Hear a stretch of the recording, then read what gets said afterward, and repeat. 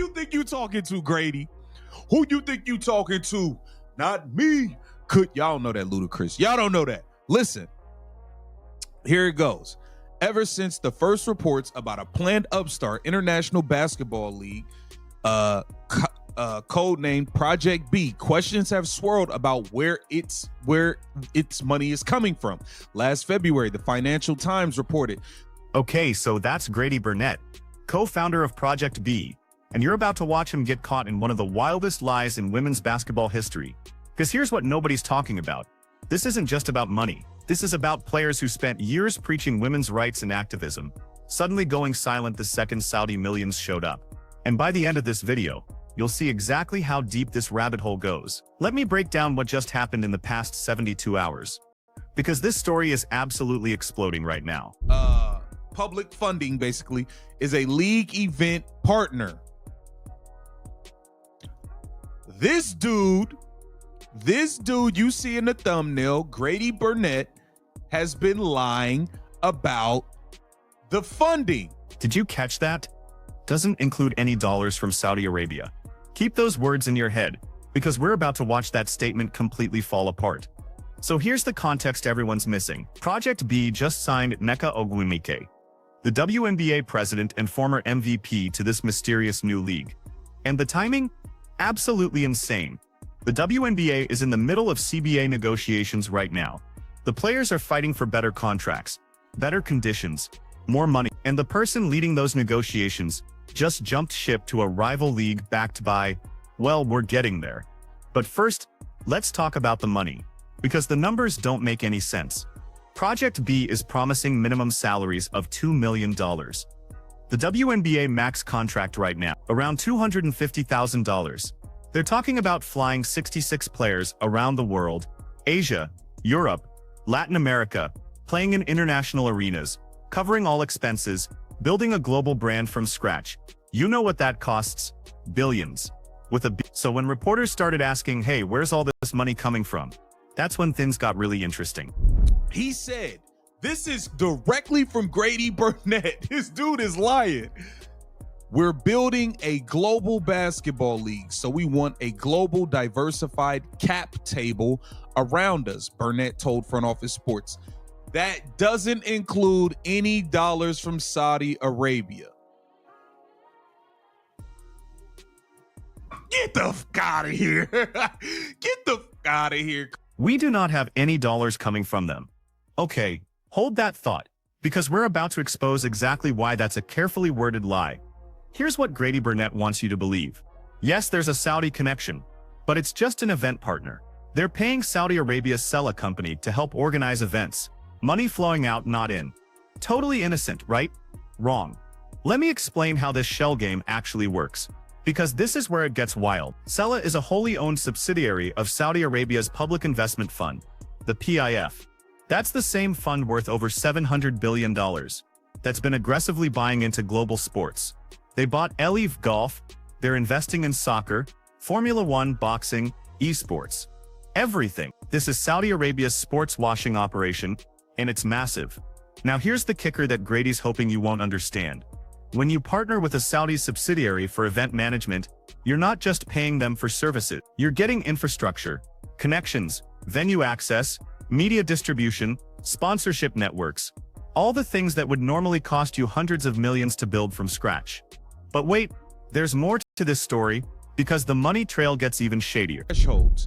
There is a connection. Sella, a subsidiary of the Saudi Public Investment Fund, is an event partner of the league. I'm gonna say that again. Sella, a subsidiary of the Saudi Public Investment Fund, is an event partner of the league. And here he says, we have partnerships with a lot of companies around the world. Sella is one event partner that we pay money to. We do not have any dollars coming from them. Listen to how he dodges that question. We have partnerships with a lot of companies around the world. That's PR speak for please don't look too closely at our financial structure. So here's what journalists discovered when they started digging. Back in February 2024, the Financial Times, one of the most credible financial newspapers on the planet, reported that Project B was backed in part by Saudi Arabia's sovereign wealth fund. Not rumor, not speculation, reported with sources. Then Project B went silent for months. No confirmation, no denial, just radio silence while they quietly built out their league structure. And during that time, something fascinating happened. They started recruiting athlete investors. Candace Parker signed on. Elena Delle Donne joined the board. Dewana Bonner got equity. Steve Young, Maverick Carter. All these big names attaching themselves to Project B. And here's what's brilliant about that strategy. Once you have American athletes with equity stakes, you can say, look, this is player-owned, this is athlete-driven. It provides cover. But then Maverick Carter, LeBron James's business partner, quietly backed out. No announcement, no explanation, just, you know what makes someone walk away from a potentially billion-dollar opportunity? When they realize the money source is going to become a PR nightmare. And that brings us to the absolute breaking point of this story. Because this is where the hypocrisy becomes impossible to ignore. Multiple WNBA sources question what it would mean for players to align in any way with Saudi Arabia, which has been long criticized for its human rights record. One league source shared the opinion that it could limit the social impact players can have. The WNBA has since its existence been considered an activist league. Throughout the course of its nearly 3-decade-long history, players, executives, and coaches have used their platforms to advocate for social justice issues ranging from marriage equality to LGBTQ rights to police brutality, racial equality, and voting rights. Did you hear that list? Marriage equality, LGBTQ rights, police brutality, racial justice, voting rights. The WNBA has built its entire brand on activism. These players have been the most vocal athletes in American sports when it comes to social justice. In 2020, the entire WNBA season was dedicated to Breonna Taylor. Players wore her name on their jerseys. They organized protests. They helped vote out Kelly Loeffler, a team owner, because she opposed Black Lives Matter. The Atlanta dream was literally sold because the players refused to play for an owner who didn't support their activism. This is the league's identity. This is what makes the WNBA different from every other sports organization. The players aren't just athletes, they're activists. They use their platform. They speak truth to power. So now explain this to me. How do those same players justify taking money connected to Saudi Arabia? Because here's what Saudi Arabia's human rights record actually looks like.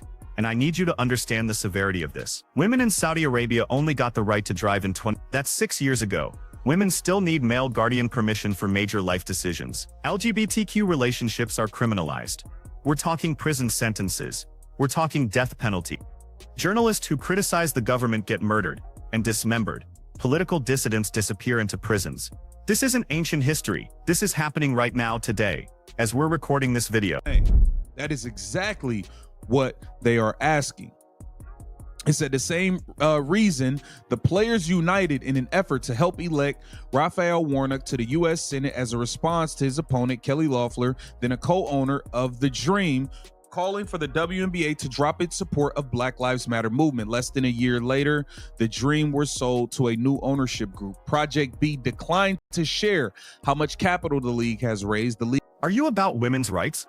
Or are you just about your money? That's the question that's tearing through the basketball world right now, and nobody has a good answer. See, here's what makes this situation so explosive. If you're Nneka Ogwumike, you've spent your entire career positioning yourself as a leader for women's empowerment. You're the WNBA Players Association president. You've given speeches about equality. You've fought for better conditions for female athletes. And then you sign with a league that, at minimum, has deep financial ties to a country that actively oppresses women. The cognitive dissonance is staggering. But let's dig even deeper into why Grady Burnett's denial is such obvious BS. Because the financial math literally doesn't work any other way. Project B initially sought to raise $5 billion. That's not a typo. $5 billion for a startup women's basketball league with zero proven revenue model, zero TV deals, zero established fan base. Who on earth writes that check? What investor looks at that business plan and says, yeah, this makes financial sense? Traditional American investors?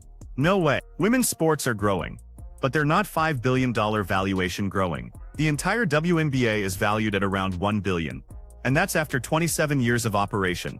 So where does $5 billion in startup capital come from for an unproven league? There's only one answer. Sovereign wealth funds, countries that use sports as geopolitical strategy, not profit-making ventures. Countries that have unlimited money and want to buy legitimacy on the global stage.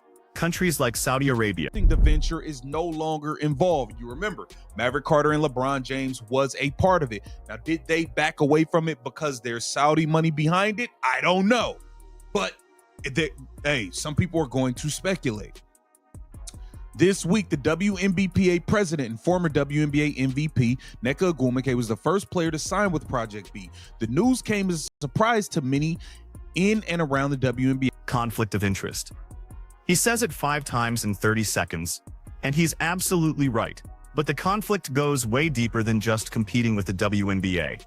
Think about what's really happening here. You have the president of the WNBA Players Association, the person literally negotiating on behalf of all WNBA players, jumping to a rival league in the middle of those negotiations.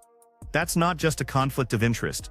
That's potential leverage. Because now the WNBA owners know that if they don't meet player demands, there's a Saudi-backed alternative waiting to poach their stars. And the players know that if they push too hard, the league might just let them walk to Project B. It's a nuclear option that changes the entire power dynamic. But here's where it gets even more calculated. Project B isn't launching until That gives them 2 full years to recruit players while the WNBA deals with the fallout. They can cherry-pick the biggest stars, offer them life-changing money, and by the time Project B actually launches, they'll have gutted the WNBA's talent pool. And the WNBA can't compete financially. They're a 27-year-old league that's only recently become profitable. They don't have Saudi billions to throw around. This is what a hostile takeover looks like in women's sport. Representatives of Sella did not respond to a request for comment.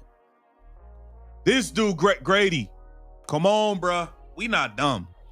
Following Burnett's announcement, multiple WNBA sources questioned what it would mean for players to align in any way with Saudi Arabia, which... Just own it. That's what makes this whole situation so frustrating. If Grady Burnett came out and said, yes, we have Saudi backing, and here's why we think that's okay, at least that would be honest. Players could make informed decisions. Fans could decide whether to support the league, but instead, we're getting this carefully worded dance, where technically nothing he's saying is a direct lie, but the overall picture he's painting is completely misleading. We don't have any dollars from Saudi Arabia. Okay, but you're paying a Saudi company for services that would normally cost hundreds of millions. Where's that money coming from? Sella is just an event partner. Okay, but Sella is owned by the PF, which means every dollar you pay them goes back to the Saudi government. They're a global company based in London. Okay, but their funding source is still the Saudi Sovereign Wealth Fund. See how this works? Technically true on a surface level, but fundamentally dishonest about the bigger picture. And here's why that matters. Players are making career-defining decisions based on incomplete information. If Nneka Ogwumike knew the full extent of Saudi involvement, would she still have signed? If Candace Parker understood the PR nightmare coming, would she still have taken equity? Some of them might say yes, the money's too good to pass up, but they deserve to make that choice with full transparency. Let's take a look, man. Grady Burnett is the co-founder of Project B. Now, we know Nneka Ogwumike went and signed a deal over there in the midst of a WNBA CBA negotiation, which is a complete conflict of interest. You could slice it, dice it any way you want. Conflict of interest. Brianna Stewart, conflict of interest. Nafisa Collier, conflict of interest. I'm calling Kelsey Plum, conflict of interest. I'm calling it out. You haven't even started having games yet. That's the wildest part of this entire saga. Project B has 0 games played, 0 proven concept, 0 track record, and they're already embroiled in the biggest controversy in women's basketball history. Imagine what happens when they actually launch. Because here's what nobody's talking about yet. The long-term implications of this are absolutely massive. If Project B succeeds, if they actually pull off a global women's basketball league with Saudi backing, it fundamentally changes what's possible in women's sport. Suddenly, every women's league in every sport has to ask themselves, do we take Saudi money? Do we partner with countries that have questionable human rights records if it means better pay for athletes? It's the same question that ripped men's golf apart when LEV Golf launched. Players had to choose between loyalty to the PGA Tour and generational wealth from Saudi Arabia. Friendships ended. Legacies were tarnished. The sport is still dealing with the fallout. Now that same dilemma is coming to women's basketball. but with an added layer of complexity. Because women's sports have always positioned themselves as more ethical, more values-driven than men's sports. The WNBA isn't just a basketball league, it's a movement. So what happens when that movement gets bought? Get the fuck out of here. Get the fuck out of here. Come on, man. Don't do that. Just own it. Yeah, I got some Saudi bread behind me. Yeah, say what you want. Yeah. Just own it, though. Just own it. While Burnett denies Project B is funded in any way by Saudi Arabia. In any way. Remember that. Remember, in any way. Get the fuck out of here. That raw reaction captures exactly how a lot of basketball fans feel right now. The disbelief, the betrayal, the sense that they're being lied to. And here's what makes the lying so insulting. Grady Burnett thinks we're stupid. He thinks if he uses the right corporate language and makes the right technical distinctions, nobody will figure out what's really happening. But we're not stupid. We can connect the dots. When a league promises billions in funding with no clear revenue model, that's sovereign wealth money. When they partner with a Saudi subsidiary for event management, that's creating a financial relationship that benefits both parties. When they recruit American athlete investors as cover, that's reputation laundering. When the co-founder gives carefully worded non-denial denials, that's someone who knows the truth would be damaging. This is textbook sports washing. And the fact that it's happening in women's basketball, a league that prides itself on activism and social justice, makes it even more cynical. Because Saudi Arabia isn't investing in women's sports out of the goodness of their hearts. They're doing it to buy legitimacy, to make people forget about the human rights abuses, to rebrand themselves as progressive and forward-thinking. And the tragedy is, it might work. Crazy. I think it's obvious. I think it's very obvious. But we will keep up to date with this. This is crazy. This changes everything. This dude is lying about being backed by the Saudis. This is nuts. This changed everything. And he's right, but not in the way he thinks. This didn't just change Project B's reputation, it changed the entire landscape of women's basketball. Because now every decision gets filtered through this lens. When Caitlin Clark chose to stay in the WNBA instead of jumping to Project B, was that about loyalty to the league, or was it about avoiding Saudi connections? When other stars turn down Project B offers, is it about money or morals? And on the flip side, when players do sign with Project B, what does that say about their values? Are we allowed to question their activism anymore? If you spent years fighting for LGBTQ rights and then take money connected to a country that criminalizes LGBTQ people, what does that make you? These are uncomfortable questions, but they're necessary questions. Here's what I think is really happening, and this is the part that should worry everyone. Saudi Arabia looked at what happened with Ali v Golf and learned all the right lessons. They saw that if you throw enough money around, eventually people stop asking questions. Eventually the outrage fades. Eventually it just becomes normalized. And they're betting that the same thing will happen with women's basketball. They're betting that players will prioritize financial security over activism. They're betting that fans will keep watching because the basketball is good. They're betting that 2 years from now, nobody will care about the source of the funding anymore. And honestly, they might be right. Because here's the brutal truth about sports washing. It works. We've seen it work over and over again. Qatar hosted the World Cup despite horrific labor practices. China hosted the Olympics despite genocide accusations. UAE hosts massive boxing matches despite human rights concerns. The outrage lasts a few weeks, maybe a few months. Then everyone moves on. The check's clear,